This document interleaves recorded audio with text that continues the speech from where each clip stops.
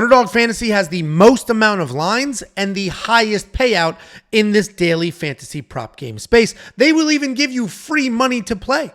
The only thing you need to do is go to wewantpicks.com/underdog, use promo code WWP, and they will instantly match your deposit. If you give them $10, they'll give you $10. If you give them $100, they will give you $100 instantly that you can use to build an entry. If you win, you can withdraw that and all the free money. If you lose, well, you only played the free money, so you're good to go. My name is Angelo. This is We Want Picks, and I'm going to give you my favorite Underdog Fantasy entry for UFC 302. As I mentioned, the first thing you need to do is go to wewantpicks.com/underdog, use that promo code WWP, and get your free money. You can then use only the free money if you want to build an entry. Let's go ahead and talk about my entry. I'm obviously going to be focusing on UFC 302, but if we look across the left and all these fancy little colors in the bubbles, you can see this is every single sport. They even have bare knuckle in here. They got video games, bare knuckle, lacrosse, racing. It's ridiculous the amount of stuff they have in here, but we're going to focus on UFC.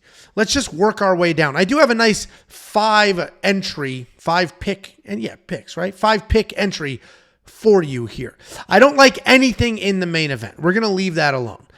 That could go a million different ways. That could be a 5-round all-time war. Or that could be an absolute sparking on either side. This could look like Dustin Poirier's last fight, where he got smoked for 5 minutes, then came out in the second round and just landed that big hook. So we're going to leave that alone. What I do like is the co-main event. We're going to do higher than 20 fight minutes. I do think this goes to a decision. In all reality, it should go to a decision. Sean Strickland's pretty durable. Paulo Costa, while he can finish people and he does have some power, it's not Alex Pereira level power. And I think Sean Strickland's just going to hang out behind that Philly shell, move forward, and I think he can do that for as long as he wants to. We should be over the 20-minute fight mark if we keep working our way down.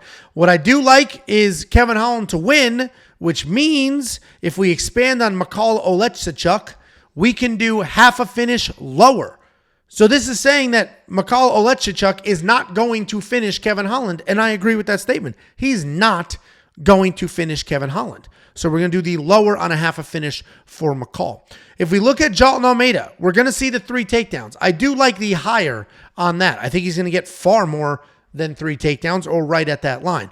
What I do also like about Underdog Fantasy is this rivals section. We will go to that in a minute. So we're going to leave this alone because I have Jailton on the rivals side. If we continue to work our way down, we got his opponent in Romanov. I don't like anything on the Randy Brown-Zalescu fight. I think that's a close fight. I think it can go any possible direction. Randy Brown could absolutely spark this 37-year-old, or Elijah Zaleski, who just showed us how nuts tough he is in his last fight, could weather whatever storm, come forward, and then finish Randy. So we're going to leave that alone. I don't love any of it. Roman Kopylov, Cesar Almeida, same thing.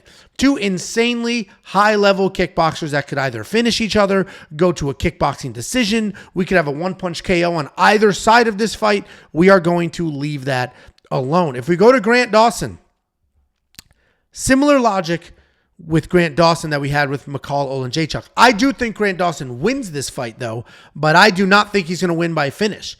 Yes, he is a high-level grappler, but so is his opponent, and Grant Dawson's not really finishing a ton of people, let alone another very decorated, very high-level jiu-jitsu black belt. This will be a 15-minute wet blanket wrestling match.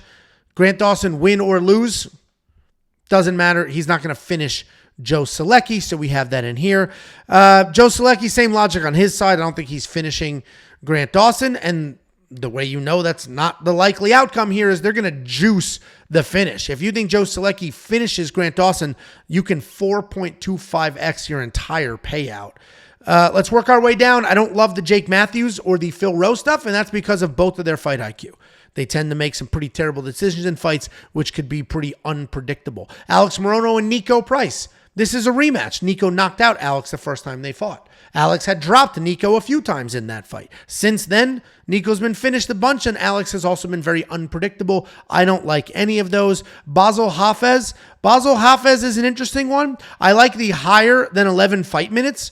You can add that. I'll add it for now, but I am going to swap it out with a different line that we have later. Ailin Perez, 14.99 fight minutes. That's basically the guarantee of the card. The just straight up guarantee of the card is Ailin Perez 14 point. That's going to go to a decision. She's not a finisher. Joselyne Edwards is not a finisher. They're not going to finish each other. That's pretty straightforward. And then we have the new opener with Mitch Raposo taking on Andre Lima. We have a UFC debut on short notice versus a guy that hasn't, officially won yet. He has a win technically, but that's because he got bit. We are going to head over to Rivals. What Rivals does is it takes the two people fighting each other and it just says, who's going to get more of this? Who is going to land more significant strikes, Paulo Costa or Sean Strickland? Well, they know Sean Strickland typically lands at a high volume and Sean Strickland will move forward and continue throwing. So they're giving Paulo Costa 22.5 significant strikes to start with. So Sean Strickland needs to land 23 significant strikes more than Paulo Costa for this to hit. I will say, the Paulo Costa line is intriguing there. 22.5 significant strikes is a good amount. But also, Paulo Costa lands more strikes per minute than Sean Strickland does. So the narrative that Sean Strickland lands so many is true. But what people are ignoring is that Paulo Costa also lands that many and more on average. But we will leave that alone because the one I do like is the Jolton Almeida minus 4.5 significant strikes. So what I'm going to do is remove the Basel Hafez one and then add the Jolton Almeida one. The reality is either Jolton Almeida is going to maul Alexander Romanov, take him down, maul this dude, and then we're fine with the 4.5 significant strikes, or Alexander Romanov weathers whatever storm, stands up, defends a takedown, and finishes Jolton Almeida, just like what happened in his last fight. I think it's a mauling. I think he's going to get the takedowns. I think he's going to get the finish. I think he beats Romanov, so I am good with Jolton Almeida minus 4.5 significant strikes. But I know a large portion of this community thinks he's a fraud and Romanov's going to win. And if you are in that camp, they're giving Romanov 4.5 significant strikes, so you're Gucci, baby. Take that line. This is the entry that I have built.